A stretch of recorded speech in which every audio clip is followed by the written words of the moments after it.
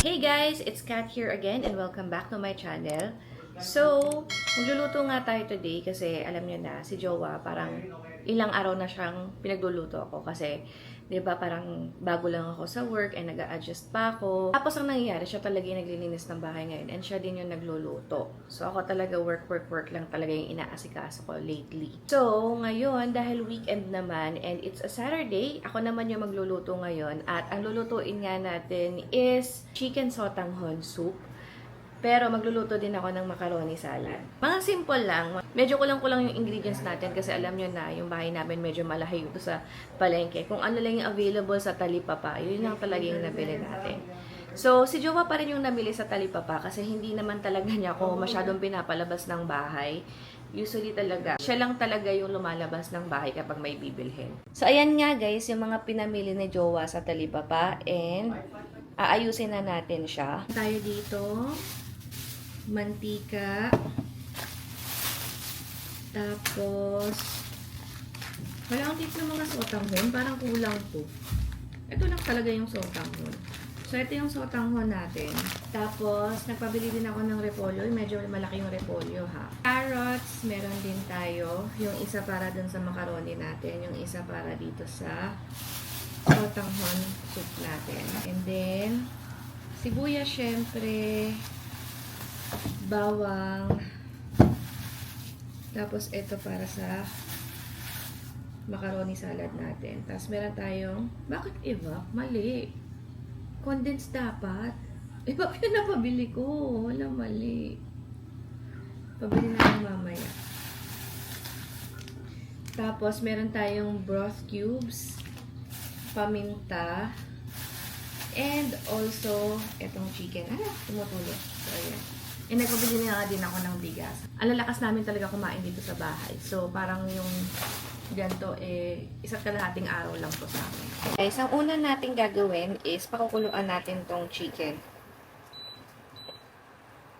Yan, 800. Papakulo natin yung chicken. So, habang nagpapakulo tayo ng chicken is maghiwa-hiwa na din tayo. Para mamaya, lagay na lang tayo ng lagay ng ingredients. It's a rainy Saturday. Sobrang ulan talaga ngayon. So, unahin nga natin i-chop tong repolyo. And ito na naman kaming dalawa ng kutsilyo kung sobrang puro. Hindi pa rin nakakabili ng bago.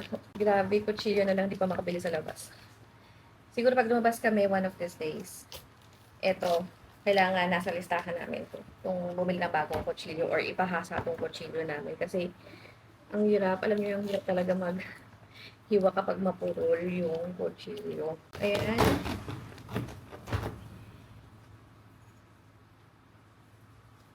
Hiwain natin siya. Hiwain natin siya sa dalat yan.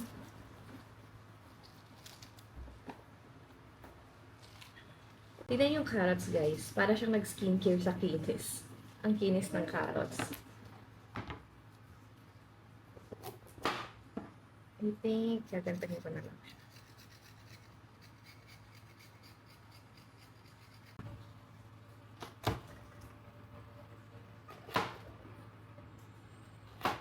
Meron tayong sibuyas dito. Next natin yung sibuyas.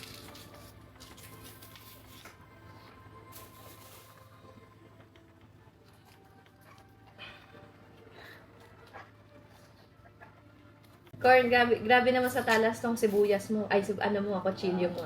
Dulo nga gamit ko eh. Hindi na lang meron talas eh. Sarap ngayon, mag-sotanghon soup kasi maulan. Sobrang maulan yun. Lakas ng ulan sa labas. Yan. Tapos meron tayong bawang.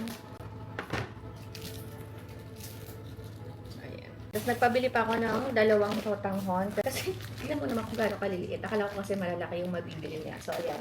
4 lang sotanghon natin. And also, pinapalitan ko na din yung gatas. Kasi dapat condensed talaga. Ito is para sa macaroni natin mamaya. Ito nga, kumulo na ang ating chicken. Pero, kukuha kasi tayo ng ilang piraso dyan para dun sa macaroni natin mamaya. Macaroni salad. Nagka-crave kasi ako ng salad. So, kukuha tayo ng ilan dyan.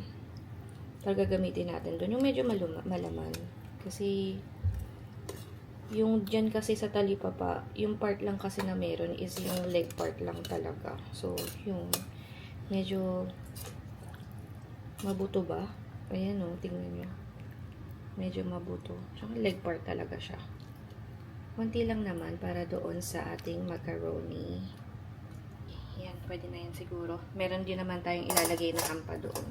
Tsaka lalagyan na lang natin ng cheese. Pag-isa na muna natin sa mga sibuyas bawang natin. Pinagsama ko naman.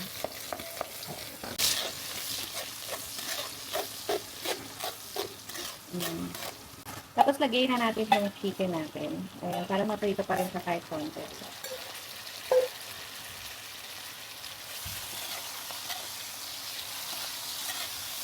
Though, napakuluan ko na to eh.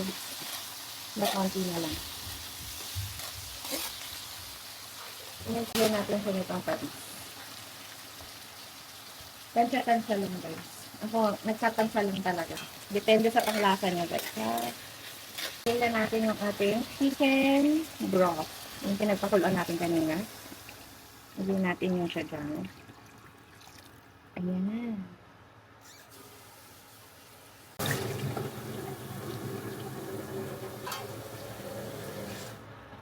Hayaan lang natin muna siyang kumulo, guys. Hayaan lang natin siyang kumulo dyan. So, yan, guys. Kumukulo na ang ating ito.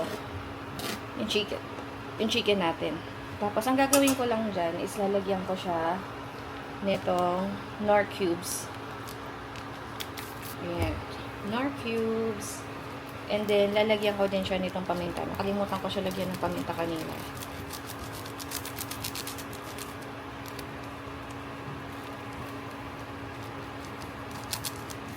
Medyo niluluin na natin.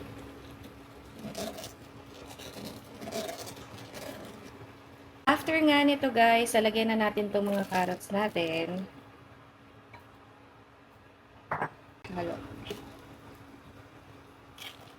Inuuna ko yung carrots kasi medyo matagal siya palambutin. Ayoko kasi ng medyo matigas na carrots kapag, alam nyo yun, pag may sabaw. So, kaya medyo malambot siya. Lagay na din natin ang mga sotang mo natin. Ayan. Apat na plastic yung nilagay natin sa panghal dyan, guys. Yung maliliit lang. Kasi yun lang yung available sa tindahan dito. So, halu-haluin nyo lang.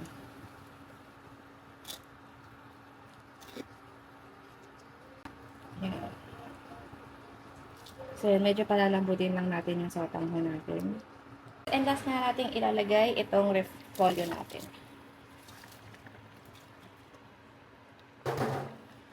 Palambutin lang natin ng konting repolyo. And then, goro na to. Ang sarap!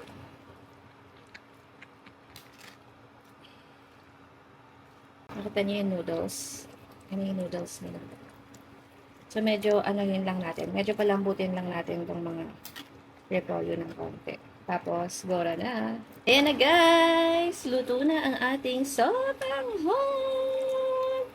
Pwede na tayo kumain. Yan guys, pagod na pagod ako sa kakaluto. Ito na nga yung ating sotanghon soup. Yay! Tama-tama talaga to yung gantong masabaw kasi maulan ngayon eh. Masarap humigop ng sabaw kapag alam nyo yun. Malamig, maulan. Tapos yan. Kaya tayo! Hindi ako magsa-serving spoon. Dalawa lang makamaraan. Mamaya pa yung mga bata kasi nag-breakfast naman sila. Sarap mainit. Ano masasabi mo? Sarap, sakto. Ayan bumawi ako sa'yo. Pinagluto kita ngayon. Sakto, may sabaw ulit. Kaso chicken ulit. Kaya magkakapakpak ulit. Lakas pa ang ulan ngayon. Malasa ba? Lasa. Tama na yung alat, di ba? Kaso hindi lang ako nakabili ng Aswete. dagdag na lasa. Ito pa yung gulay. Saktong-sakto lang yung pagkakaluto sa gulay. Yung carrots ba okay lang? Sarap malutong. Guys, sarap. Ang daming gulay. Tapos may chicken. Tapos ang dami ko palang naluto. So, pwede kayo magmerienda ulit mamaya nito. Hindi lang siya colorful kasi.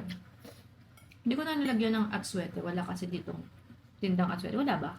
Hindi, nakalimutan ko lang. Meron yun. Sarap. Isipan ako sa ata. Nilalamig ako ngayon. In fairness, malasa talaga siya.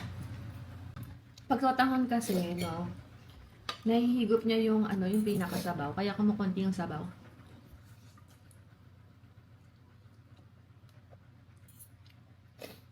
Tataba na naman tayo. Isang kalderong kanin na naman to. Talagang makakadagdag ka ng kanin dito pag ganito yung ulam mo. Ano no? Ito. Lasa yun, hindi na kailangan patis. Sarap ba? Sarap. Mawi siya guys eh. Pinagluto ko siya ng 3 araw straight. Weekend ngayon, tsaka wala kang pasok mamaya. Kaya, nagbabangal na. Ikaw, Parang masarap to kapag may atay. Hmm. Atay ng manok. may ibang texture sa ano. Mm.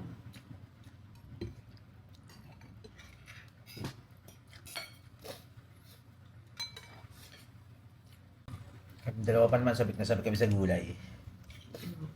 Nawa kami, madali na kami maghumay sa karne. Kailangan na kami gulay lagi. Ganun talaga, pag magkukwarenta na, Pag magpakorenta ka na, puro nasa na gulay. likod mo. Pag magpakorenta ka na, parang puro gulay na yung hinahanap mo sa katawan. Madalas kami magluto eh. Pero minsan, hindi namin alam kung nakakatipid kami or minsan mas mahal pa yung nagagas natin kaysa bibili lang tayo sa karindereta. Eh minsan kasi pag nandun ka na, gusto mo marami kang ano eh. Mahal talaga yung mga ngayon, bilihin ngayon eh, kahit anong gawin mo. Kaya talaga, maganda din na siya yung nag-budget ng mga ilang araw, siya yung nagluto. So siya yung namamaligay talaga at may hawak ng pera. Para malaman din ni Bebe Corn na mahal talaga yung mga bilihin. Kasi Oh. akala niya, Ako talaga namamalengke dati pa, no? I mean, ikaw yung naghawak ng pera ng 3 araw, hindi ako. Hindi ako humahawak ng pera. So, ikaw yung nagbabudget. So, siya yung humawak ng pera ng 3 araw. So, nalaman niya na hindi pala ganun kadaling mag-budget talaga. Kasi akala niya ganun-ganun lang yung pera. Nalaman mo ngayon na kahit anong pagtitipid natin, dahil nga sa mahal na mga bilihin ngayon, napakahirap. Magkano budget natin sa isang araw sa food, diba? Kaya ang lalakas pa kumain ng mga tao dito. Biruin mo yung 2 kilong bigas, wala pang 2 araw yun. Ikaw naman magluto, lagi may sabaw eh. Lagi pang taob ng kaldero, lagi ulam. Pag yun naman masarap, magreklamo naman kayo. Ang halata mo pag maraming kanin eh, pag ayaw yung ulam. Pag may natirang mga kanin sa gabi, ibig sabihin, hindi nila nagustuhan yung ulam. Second batch ng sotanghon.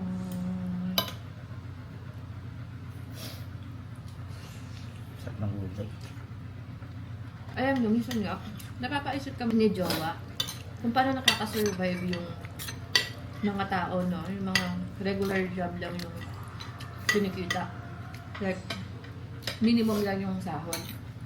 Kasi, naisipin mo kung nag-rent ka, magkano yung nirerentahan mo, magkano yung kuryente ngayon, magkano yung tubig ngayon. Tapos kung may internet ka pa, tapos food pa, tapos parang kung may mga anak ka, di ba may ganun, na ang dami nila sa pamilya, ang dami nilang anak, tapos nangungupahan. Tapos, syempre yung food nila, yung mga budget nila, yung mga baon ng anak nila, paano kaya, naiisip namin ni Bebe Corn kung paano sila nakaka-survive, kasi magkano lang din yung kinikita nila. Siyempre, umuutang. Mga Bombay eh. Bike seats. Eh syempre, kung Uso uutang pa loan up ngayon. loan up. Kasaludo na yan sa mga anak. Kaya yung mga anak ko, lagi ko pinagsasabihan na maswerte kayo kasi meron kayong masarap na pagkain sa hapagkainan. Yung iba hirap na hirap. Kaya, grabe talaga yung tampo ko sa mga anak ko kapag alam nyo yun, may mga natitirang pagkain. Nagsasabihan ko talaga. Dapat yung gulay eh, sa manok eh. Sarap. Ang sarap, no? Lasa. Lasa ng manok. Feeling ko kasi yung yung ginamit ko din na sabaw dyan ay yung chicken stock, yung pinagpakuluan na ng manok, kaya sobrang malasa na siya. Ay, basta hindi lang ng chicken cubes. Hindi, nilagyan ko siya ng chicken Oo nga, cubes. basta hindi lang yan na. Stock na lang. Ay, pero may favorite, pet ng manok. Nahanap ko ito kanina pa eh.